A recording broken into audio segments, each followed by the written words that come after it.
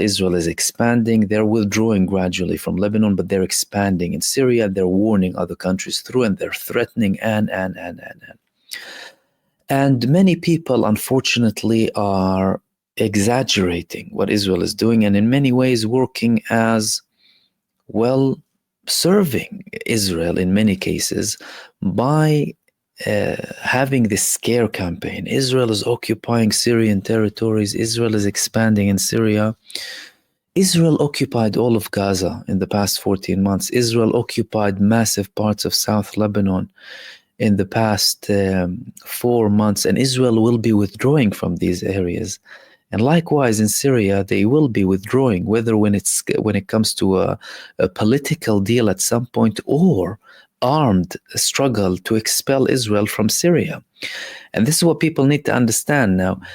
When it comes to the statements coming from Israel, they're way more dramatic than what they are on the ground.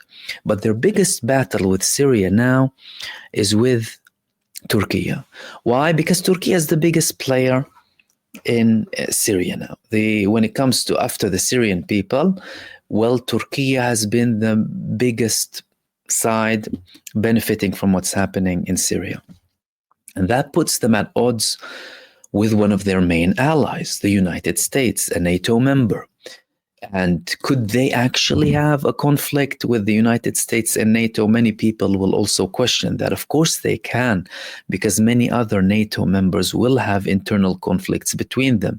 Being a member of an organization does not eliminate the probability and possibility of you having a conflict with them. And this is not only something that is a possibility.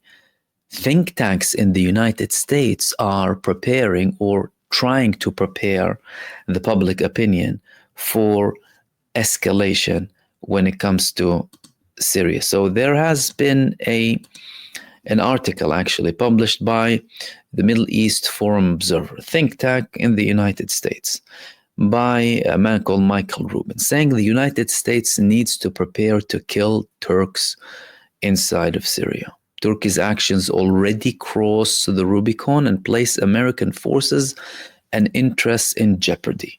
Now, for people to understand, when it comes to Syria, well, the northeastern part has 30 U.S. bases.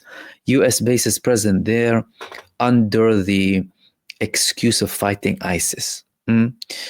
And fighting side by side with the Syrian Democratic Forces. And of course, the main thing behind this is the oil fields. You know, they will create and position ISIS where there are certain interests so that they can control the oil fields. That's something that neither the Syrian people nor Turkey supporting Syria now agree on.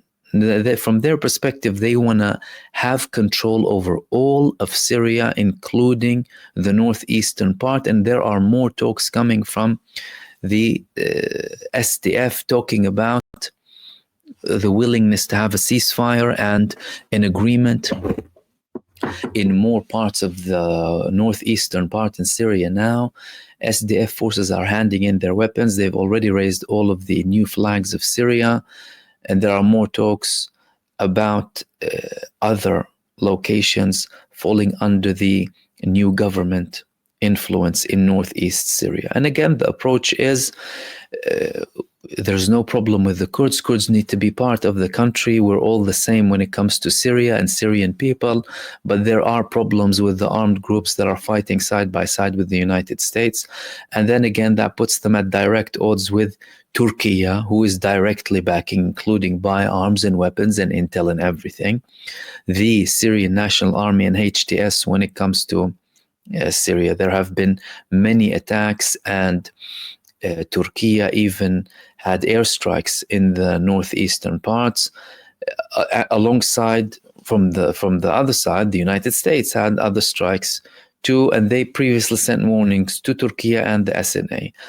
And that's why, well, the United States is feeling, okay, Turkey is an ally, and they are a NATO member, but the fact that they are an ally and a NATO member doesn't give them the excuse to go so much against our interests inside of Syria.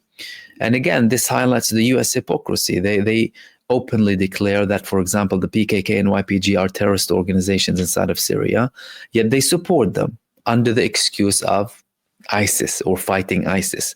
And don't be surprised if they start releasing ISIS prisoners, by the way, and having more problems inside of Syria.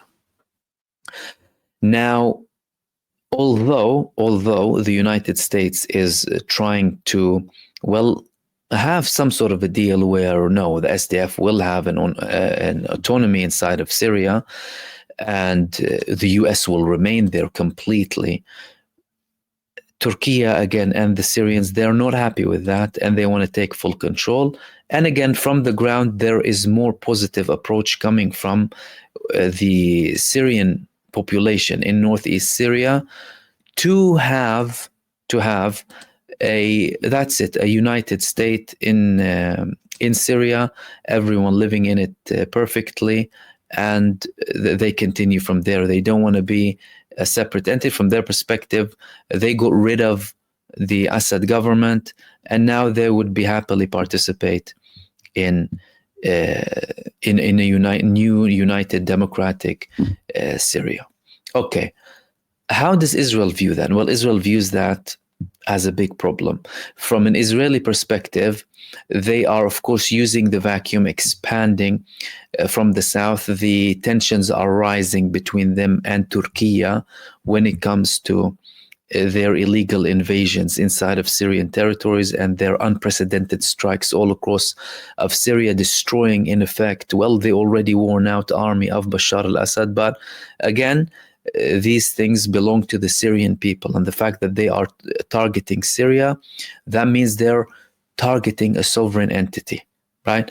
But Israel is doing that now because Syria is at its weakest point, and they do not want Syria to be established, and they want to jeopardize as much as possible and for as long as possible the prospect of Syria having its independence, its sovereignty, and having relations with countries. And they constantly want to have this campaign, the scare campaign when it comes to Syria. Israeli media always calls the new Syrian government that they're terrorists, that they are Al-Qaeda, despite the fact that they've changed their names or detached completely from Al-Qaeda before, or some of them. And then you have the comments coming from the senior figures, comments coming from the prime minister, and even people in the opposition of Israel. No one is willing to accept the fact that we have a normal state next to us. No, these are massive terrorists, and it's dangerous to be with them, and it doesn't matter what type of statements they have. We need to be very careful. And that's the big problem that's causing is, well, firstly, you're going against what's happening inside of Syria. At the end of the day, there's a transition government. They're looking to build a new government. They're looking to have elections soon, a constitution, get all of the aid in that they need to rebuild the country, return all of the refugees, millions of Syrians. And there are talks now about 1 million Syrians coming back up until January. These are massive numbers. And again, these numbers are people. Well, in some Western countries, they complain about refugees. And again, they always ignored the cause of the refugees, especially when it comes to countries that are facing lots of turmoil.